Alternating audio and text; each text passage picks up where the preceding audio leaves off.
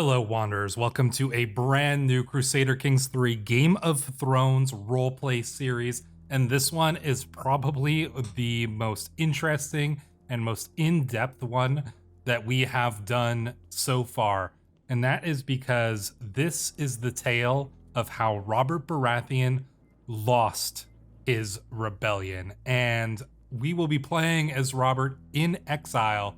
And this scenario, let me just say, took me several hours to set up. There's an incredible amount of detail, and I'll get into that a little bit more. But if you guys want to play this scenario yourself, stick around until the end of the video, because I will tell you exactly where you can get the save file for this, and you can give it a playthrough yourself. So make sure to do that. But in any case, we are going to go over this scenario. This first episode is going to be a lot of setup, because I want to explain to you the situation, how these things came about, you know, where the divergence was, and basically just what the scenario is all about. So this might not involve a lot of gameplay necessarily in this first episode, but it will be very important for you to understand what the story is going forward. So as you can see here, we have Robert on screen.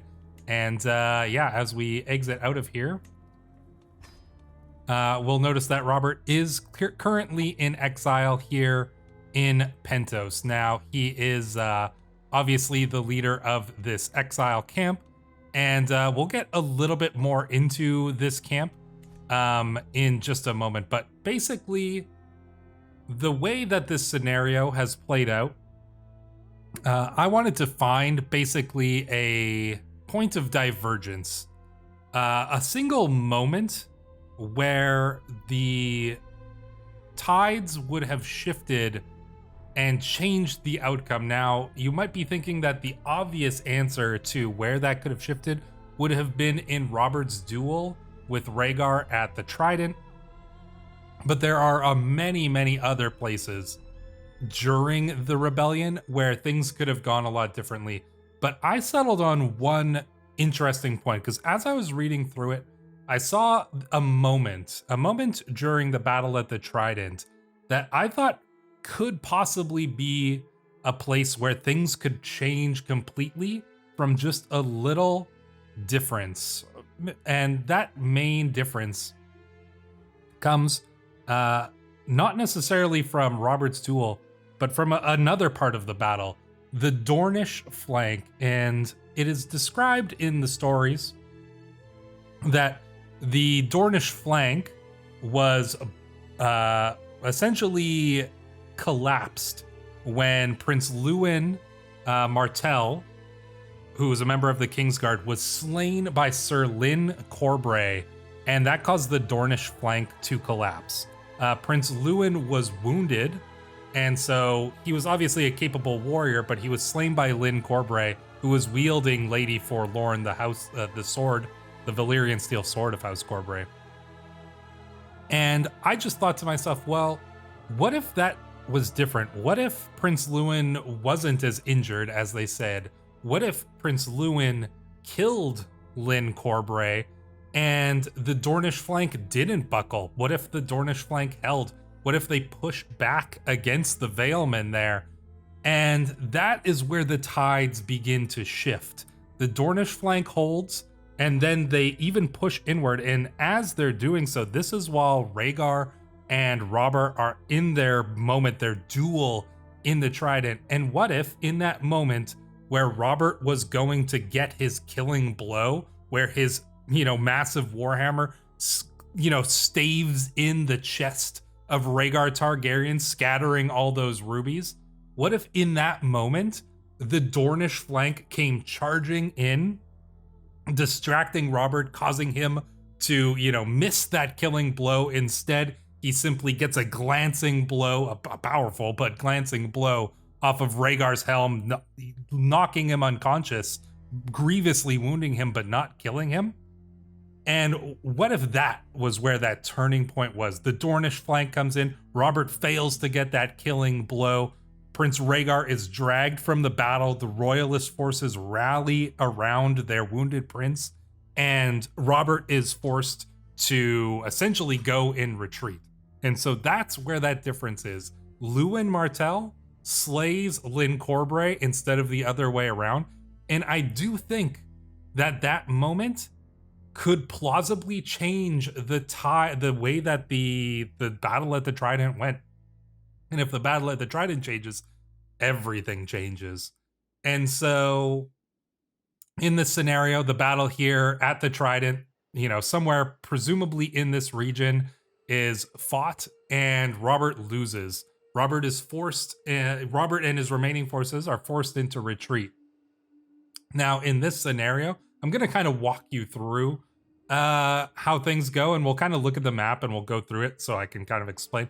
So everything up until this point happened as normal, and I've gone to great lengths to set all of these things up. For example, the people that Robert killed, such as here in Gulltown, he slew Mark Grafton. And so, you know, Robert's still here. As you can see, he still has killed Mark Grafton. He's killed Lord Lucas Fell, which happened as well pre-Trident. So pretty much all of the events, everybody who died before the Trident, I've gone to as great of lengths as I could to kill off those characters, to have them be killed by the canonical characters. I probably have missed some, but I tried to get as many of them as I could. So it is, up until the point of the Trident, everything kind of went the way it should. And that took a lot of setting up, because you can't start in between, you know, you can't start the scenario right before the Trident. You have to start it at the beginning of the rebellion or after the rebellion in the Game of Thrones mod. And so I started it at the beginning of the rebellion, and then I went through painstaking efforts to try to get everything to match up canonically up until the point of the Trident. But at the point of the Trident is where we see that, you know, Lyn Corbray here, Sir Lyn, was slain in a duel by Prince Lewin of Dorne here. So Prince Lewin is the Kingsguard here who survives the battle, and yeah, that's basically what happened there. So Robert's forces go in retreat. You would presume that if they could, they would be trying to retreat towards the Vale. This is obviously going to be the most protected place. Unfortunately, they are cut off from retreating to the Bloody Gate, and instead they are forced to retreat to the north, attempting to potentially make their way up into the north, or perhaps to cross the Twins and to get and to make their way back down and maybe try to get to River Run, which is still held by the Tullys, and so obviously is obviously an ally to him. So Robert is forced into retreat. He can't go to the Vale. He starts to make his way north along the King's Road, and as he's doing so, he encounters the forces of House Frey. Now, House Frey is well, they did show up to the battle late, as they did canonically. We know that Lord Walder was waiting to see which side won, and so that doesn't change. Walder is still the late Lord Frey, but in this case, rather than being late and joining Robert, he is late and joins the Loyalists. So Robert finds the forces of House Frey blocking the road to the north, and then he is caught from behind by Sir Barristan Selmy, leading the Loyalist forces from the south, and that's where the battle at the Green Fork happens. So somewhere probably here in this region is where Robert is caught between the forces of House Frey and the Loyalist forces. This is a crushing defeat for Robert, and it scatters the forces. The army is basically split into Robert and some of his remaining forces try to flee to the Vale. However, they can't make it through to the south, so they're forced to try to flee across the Mountains of the Moon, which is obviously very dangerous for a lot of reasons. And then the northern forces are forced to retreat to the north. And so what happens, I'll kind of go over what happens with the northern forces first. Ned Stark, obviously, and actually I should mention as well that during that battle at the Green Fork, Jon Arryn is captured in that battle. He was at the Trident, so he was obviously with these retreating forces. Jon Arryn is captured in this battle. Ned and Robert are kind of split in two. So Ned's forces escape to the north, Robert's forces escape to the east, and they're basically on the run. Now, Ned sends his forces to go back to the north, essentially, to regroup in the north, to make their way through the neck and regroup in the north. While Ned himself, his wife and his pregnant wife is still in Riverrun. Ned's not going to leave them behind. So Ned, with his trusted companions, such as Sir Willem Dustin and some of those others, Robert Glover and guys like that, basically the same guys who go with Ned to the Tower of Joy are the same ones who go with Ned when he goes and sneaks through the Riverlands to get to Riverrun to rescue his pregnant wife. He sends the rest of the forces up north through the neck. As the retreating forces are going north through the neck, they sent some scouts on ahead. Those scouts are from House Ryswell and House Bolton. Those scouts capture Moat Cailin, and there is a plot by Roose Bolton and the Lord of House Ryswell to capture Moat Cailin and essentially to betray the North. And that's exactly what they do. They capture Moat Cailin and they prevent the Northern forces from fully retreating. The Northern forces, what's remaining of them, are essentially stuck on in the neck, and they can't get past Moat Cailin. And so the ones who aren't able to be rescued by Lord Howland Reed and the Cranag men are basically forced to either surrender or they die in the bogs. So it was not just a House Bolton betrayal, but it was House Ryswell and House Bolton who betrayed the forces of the North there. They teamed up, and I'll go into a little bit more detail there shortly, or after, I guess. I'll explain a little bit more about each region, but we're still telling the tale of what happened after this battle. So yeah, Ned, he doesn't know any of this has happened. He's taking his couple companions to go and get to Riverrun to rescue his wife and child. Riverrun at that point is getting besieged by the forces of Tywin Lannister, which have come to basically, they've thrown their weight in with the loyalist side. They've seen how things are going. We know that canonically, Tywin ends up joining the rebels.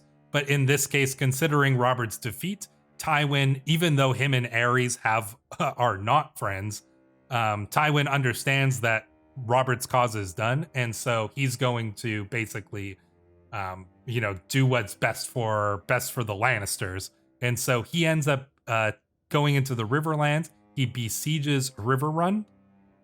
And at Riverrun, Brynden Tully, and this is where Caitlin is, keep in mind, Brynden Tully escapes and sneaks out Caitlin and Edmure out from Riverrun, and they meet up with Ned, and they escape and they start making their way back to the Vale. Unfortunately, Riverrun is besieged. Hoster Tully is captured during that siege, but Ned, Caitlin, and Edmure make their way to the Vale. Meanwhile, Robert has basically made his way across the Mountains of the Moon. He has been, most of his men they were attacked by mountain clansmen. They basically made it over, but at that point, they're not finding very many friends here in the Vale. Jon Arryn's been captured. Once he gets to Aerys, I mean, we can probably all guess what's going to happen there. So a lot of these Vale lords, they don't have any interest in harboring Robert at this point. His cause is practically done. And so Robert is essentially a fugitive. He's not finding very many friends in these lands anymore. So he's pretty much on the run by this point. He meets up with Ned and Brynden and all of them. And he's essentially finding, the last kind of the most loyal people in the Vale to Jon Arryn. That's basically who he's going with. So like Runestone and some of those other like the Royces and stuff. Some of those other ones that are still, loyal enough to the Arryn name to harbor him. Meanwhile, and just to kind of wrap things up there, well, not quite wrap things up. Meanwhile, Rhaegar Targaryen, who had his helmet caved in, is dragged back to King's Landing, where he is in a coma. He's unconscious for several weeks. During this time, Lyanna Stark dies at the Tower of Joy, giving birth to a child, as we all know. But Rhaegar is unconscious for all of this. He's unconscious for Aerys' vengeance, at least the first part of it.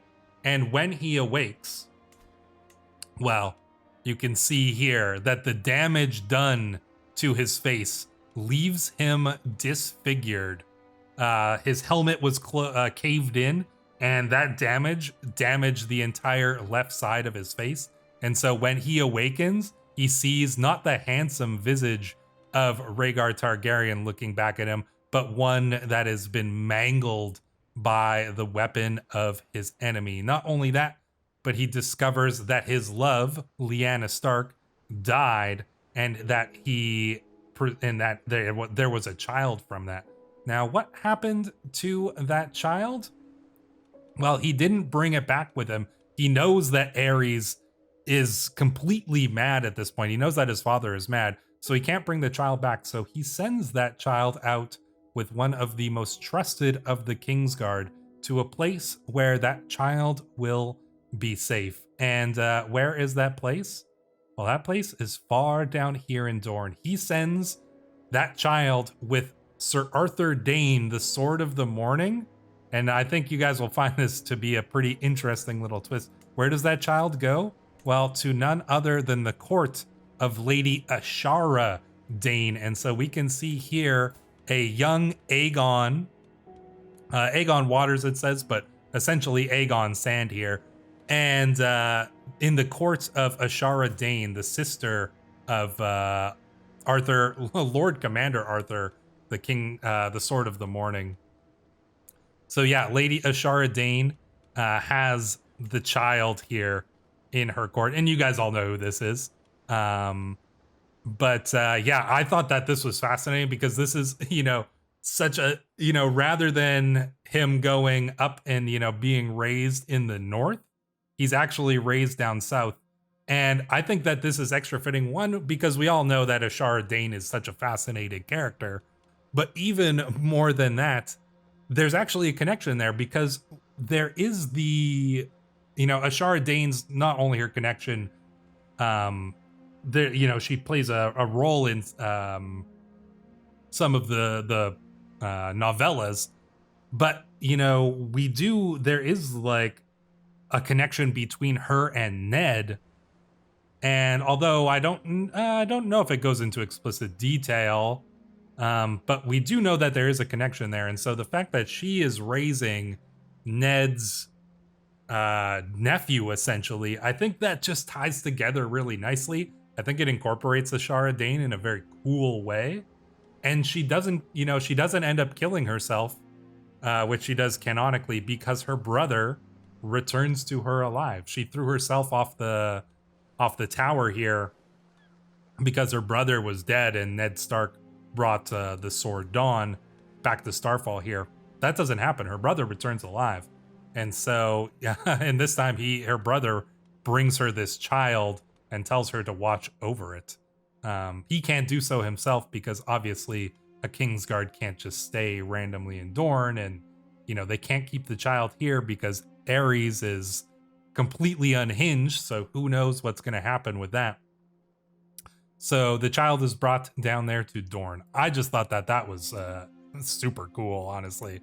And then what happened at Storm's End? Well, the Tyrells were sieging it down. They did succeed in sieging it down. However, Stannis and Renly both escaped with the help of a certain smuggler, a certain onion-scented smuggler. They managed to escape. They didn't know that Robert was alive at this point. And so the two brothers, Stannis and Renly, are split up.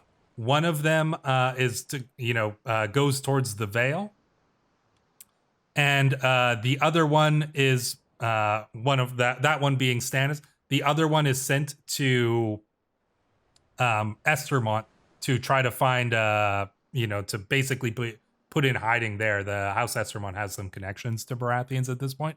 However, Renly, the one who's sent to Estermont, is caught along that journey and unfortunately is brought to Ares. Well, and you can also imagine that would not go well for him.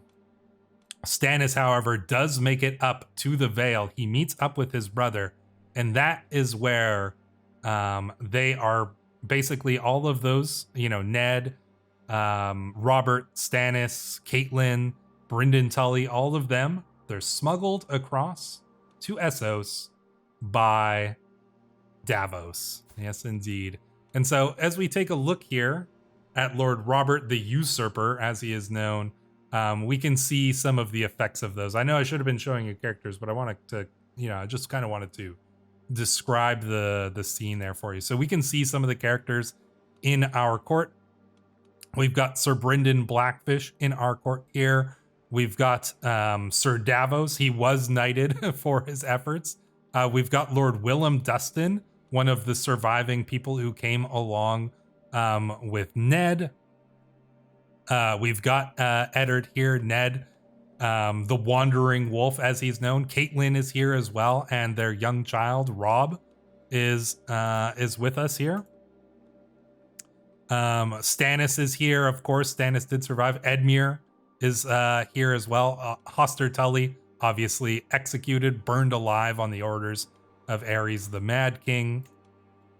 Who else do we have in our court here? These are Davos's kids we've got here. And then we've got two members of House Morgan, Sir Gyrid the Hammer and Sir Giles the Anvil. Two knights from the Stormlands who fled to Essos with Robert. And I'm sure that there are going to be more exiles coming, because this is only like a year after these events. Probably even like a little bit less. And so it's not a ton of time has passed since Robert lost that rebellion. I will point out as well that you'll notice Ned Stark, he did lose an eye. He lost that eye at the Battle of Green Fork, which is when they got ambushed here between House Frey and the Loyalist forces. So he lost an eye during that. So yeah, that's the changes essentially that's the divergence point. That's how Robert lost. Now I know I've just been talking, but like I said, there's going to be a little bit more of that, because I want to just go over go into a little bit more depth into some of those regions. So you might be wondering, I'm sure you guys have some questions, what happened with the North, and you'll see here that it is not the Boltons who rule the North.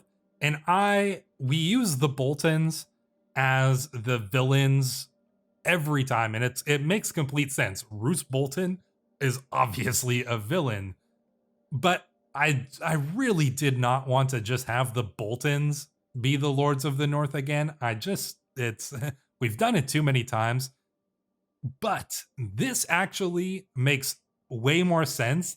And this, if once I explain this to you, you will see the genius of this. Now, we know that House Ryswell and House Bolton already have marriage ties. Roose is married to Lady Bethany Ryswell, the daughter of Lord Roderick. We know that Roderick is an ambitious man. He's described as an ambitious man in the novels. So him and Roose already have close ties. Now, why wouldn't Roose attempt to take the the more prominent position between the two. While Lord Roderick is older at this point, Roose is, he's 29, so he's certainly a man in his own right. But think about it this way: Roose actually gets more out of this with less risk. Putting House Ryswell as the kind of new lords of the North, obviously they can't just do this on their own. Their betrayal is, essentially what gets them the approval of Ares and to be named the Lord of the North. But if Roose puts himself forward and tries to take that position, which he probably could have, he was presumably more powerful. We know he's more cunning than Lord Roderick here. But if Roose were to do that, he would have all of the North, pointing directly at him as the enemy, as the one who usurped the Starks. He would still be seen as a betrayer here, but by allowing Lord Roderick to take that position, Lord Roderick takes the majority of the heat, while Roose simply gets to expand his domain. You can see that his domain expands at the expense of, all these other lords, the Umbers, the Manderleys, the Hornwoods. He gets all of these new lands under his domain. He gets a significant amount of power, and he then gains the opportunity, if the Ryswells are not able to hold it, he can plot against them now. But he allows the Ryswells, to take the heat for essentially usurping House Stark. And so that, I think, is a brilliant ploy by Roose Bolton. He gets all this power. He puts himself in a position where he can potentially take over from the Ryswells here. He's married to Lady Bethany Ryswell here. So there's a ton of, this is like the perfect play by Roose Bolton, in my opinion. If he were to put himself as the Lord of the North, which maybe he could have done, that would be so much more dangerous for him. And this is, I think, in my opinion, the smarter play. And it also allows us to have this interesting little twist where the Ryswells are Ricewell. I call them Ryswells, but regardless, they are in this position, and so they're the Lords of the North, not House Bolton. I think that's a cool twist, and I think it makes complete sense how it can go. I will point out that Ned's brother, you can see here, Benjen is sent to the Night's Watch, so he was captured by the Ryswells, and rather than having him executed, he was sent to the Night's Watch. Now, if they had sent him down to Ares, he obviously would have been killed, but the Lords of the North wouldn't stand for that, and so he was sent to the Night's Watch instead. He was allowed to take the black rather than that, and that essentially, if they would have had him sent them down to Ares and Benjen had been killed, that would have looked even worse for them, because keep in mind, a lot of these Northern Lords would still have been loyal to the Starks. They're not going to be accepting of this betrayal, but they don't have a choice. All of their forces, or the majority of their forces, died in the neck. The two remaining lords who had any forces from the north, House Ryswell and House Bolton. So they're the only ones who really had any power. And so they wielded that power. So that's the situation in the north. What is the situation in the Vale? The situation in the Vale is that House Aaron, at least the branch from the Eyrie, was wiped out. Obviously, we are, it's pretty obvious that Jon Arryn, once he was captured, he was going to be executed, which he was. There were no heirs left from that lineage, and so Lady Caroline, who is matrilineally descended from House Aaron here, did inherit it, but she was not going to inherit the High Lordship here. that kind of Aaron branch connection there wasn't going to be allowed to retain that position. And so instead, it was House Grafton, which was one of the few Vale Lords who remained loyal to the Targaryens. They have been gifted the Lord Paramountcy, and so that is why we see Lord Randall Grafton, whose father was killed by Robert, as the new Lord of the Vale. So that's the situation there. A lot of Vale Lords. You'll take a look here. Let's see if I can find some of them. Yeah, a lot of these Vale Lords were slain by Dornishmen, and that was during the kind of rout of the Vale Lords once Sir Lyn Corbray died. So there's a lot of Vale Lords. This is once again, I mentioned that I did a lot of like small details and stuff. So you'll see a lot of these Vale Lords are slain by Dornishmen, just to kind of represent the losses that they faced in that in the Battle of the Trident there. So yeah, that's the Vale. What about the Riverlands? Well, the Riverlands, I think this one's probably the most obvious one. The Riverlands, obviously stripped from House Tully, and the Lord Paramountcy is given to House Derry. House Derry is one of the most loyal Riverlands lords or houses to the Targaryens. One of the members of House Derry is on the Kingsguard. They stayed loyal throughout the war, and so they have been given the Lord Paramountcy there. However, another house that stayed loyal from the Riverlands was House Mouton, and so House Mouton was given the lands of Riverrun, which were stripped from the Tullys. So House Mouton was rewarded, House Derry was rewarded, and yes, even the late Lord Walder Frey, who once again still arrived late to the battle, he was given a reward for the role he played in the battle at the Green Fork. And so House Frey was given some extra lands. You'll notice, however, that Seaguard here, well, Seaguard is not in the hands of the Riverlands. Seaguard is in the hands of the Greyjoys. For during that battle, we do know that the Greyjoys joined Robert later in the war, and they actually went and attacked the Reach. But in this scenario, rather than joining Robert, or essentially maybe even if they did, they switched sides, and they went, and while the Riverlands are in chaos, they go and capture the Cape of Eagles from House Mallister. So Lord Euron Greyjoy is holding Seaguard, and he's holding it for the Iron Islands there.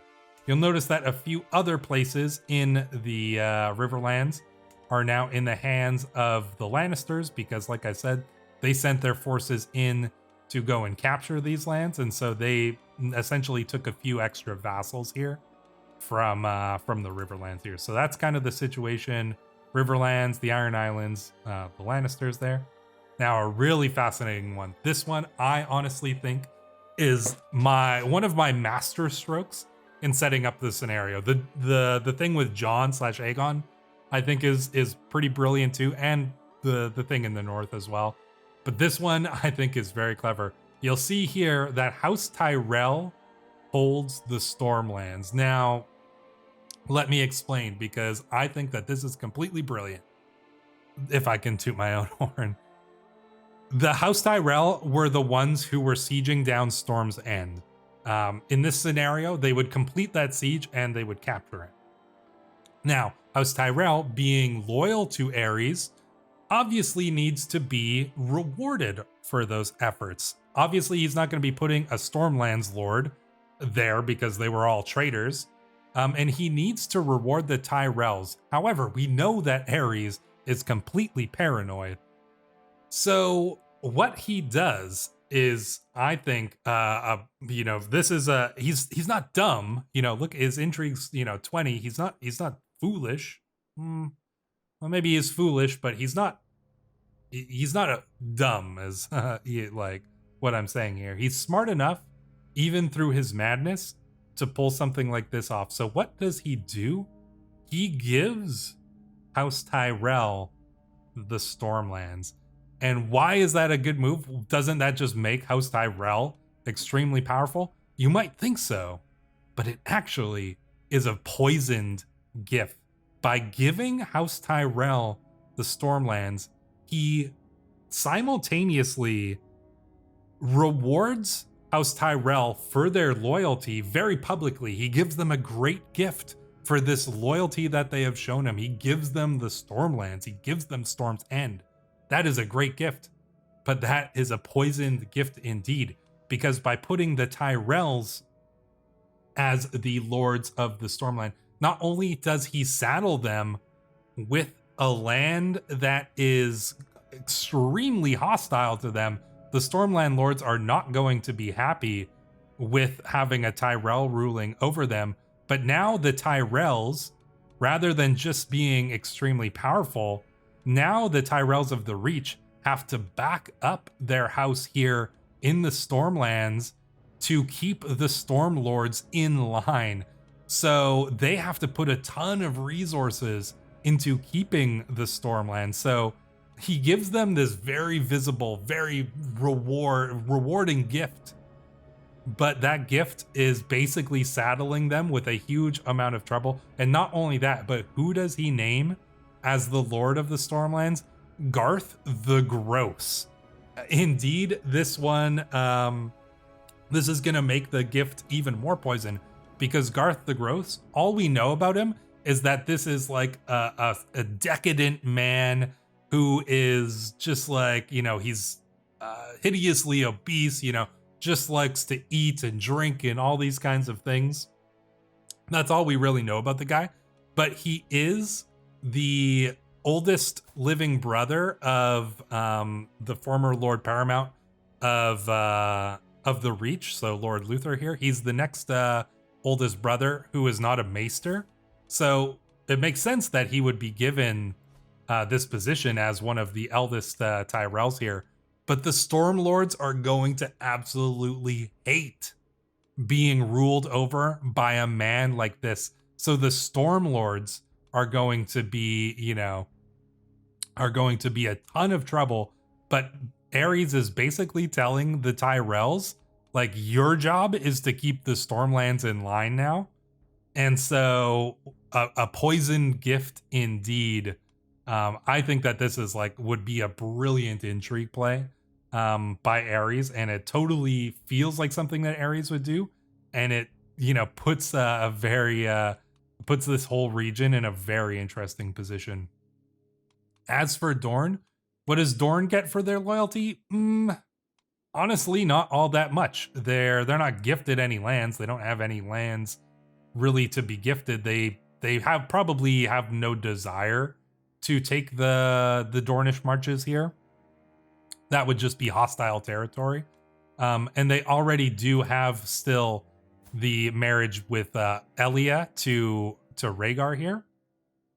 And so, they're not really given any reward, but they can't really do anything about it because Elia is still a hostage to the Targaryens. So yeah, I think that's everything that we need to really talk about. That's the situation of Westeros at the time. That is where we find Robert here. So like I said, he is in Pentos. He does have his followers here. He's been here for at least several months, if not about a year since the end of the war. And the question is, what does he do from here? And this is a question that I want to pose to you guys, because he's been here long enough that he knows he's kind of wearing thin on his hosts. He needs to start figuring out what he can do. He has no money. He has very few troops. He needs to make friends and allies here if he has any hope of coming back to Westeros, taking back the Stormlands, defeating the Targaryens. If he is to do that, he is going to need to find allies. He's going to need to find men, warriors, money, all of these things. So how does he do so? Does he become a mercenary? Does he try to make friends with, the Prince of Pentos? Does he go down to Myr? How is he going to do this? He has some warriors with him, so he could try to, make a name for himself here in Essos, gathering up, some exiled lords from Westeros, things like that. But yeah, let me know down in the comments below. Now, as we kind of round things out here, I just want to follow up on what I said before, and that is if you want to play this save file yourself, I will be making it available on the Discord to anyone who signs up either on YouTube as a YouTube member or on Patreon at any level, even at the lowest level of YouTube membership or Patreon tier, which is just like a couple bucks. I think it's like $1 or $2. Sign up for that. Join the Discord. You will find the save file in there, and you will be able to play this scenario for yourself. I think it's really cool. I'm excited to see what kind of setups and things you guys do with this. But yeah, that's all we got. I hope you guys are as curious as I am to see where this goes. What's going to happen between Rhaegar and Aerys. Are we going to start to see some rebellions rising up? What's going to happen with all these different lords and all the what's going to happen with the North? There's a ton of cool stuff in this scenario, and I am very excited to see how it goes. So until the next one, Wanderers, I will see you then.